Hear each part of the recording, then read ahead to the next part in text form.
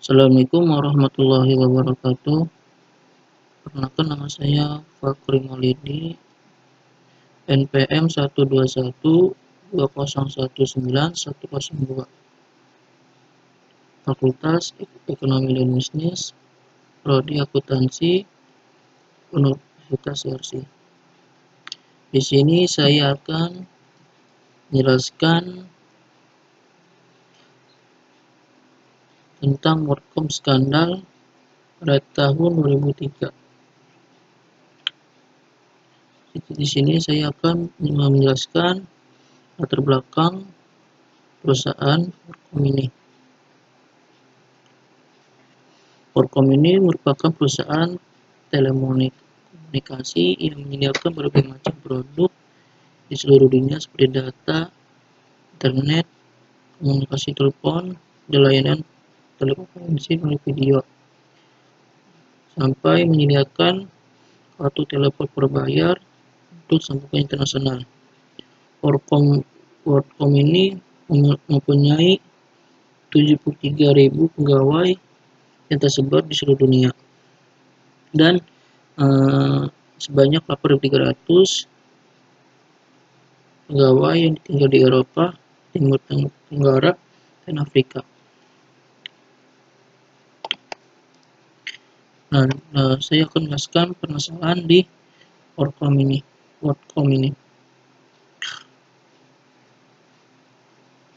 Yang terjadi di perusahaan WorldCom ini nyangkut tentang suatu pelanggaran etika terhadap masyarakat banyak atau masyarakat publik.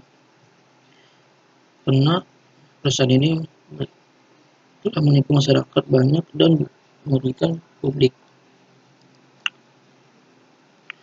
Kemudian perusahaan ini telah memanipulasi laporan keuangan perusahaan dengan cara menggelembungkan pendapatan, sehingga mengakibatkan harga saham menjadi tinggi sekali, jauh di atas harga yang sebenarnya, dan bisa mengakibatkan para pembeli saham yang baru pasti akan merugi.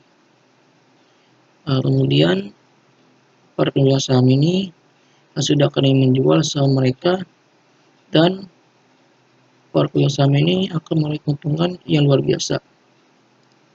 Pada tahun 1090, perusahaan ini telah melakukan beberapa akuisisi terhadap perusahaan telekomunikasi lain.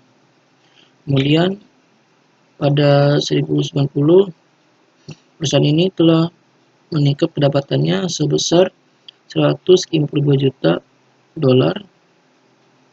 Pada tahun 2001 terjadi kenaikan sebesar 392 miliar. WorldCom ini posisi ke-42 dari 500 perusahaan lain menurut versi majalah Fortune. Nah, di sini ada tokoh-tokoh WorldCom-nya. Di sini ada Bernard Ebbers sebagai CEO-nya, dan di sini ada Scott De Sullivan sebagai CFO, dan sini Cynthia Cooper sebagai auditor internal, dan Yves Mayon sebagai kontrol atau auditor seniornya di PT perusahaan WorldCom ini. Kemudian ada Arthur Gerson sebagai external auditor. Nah,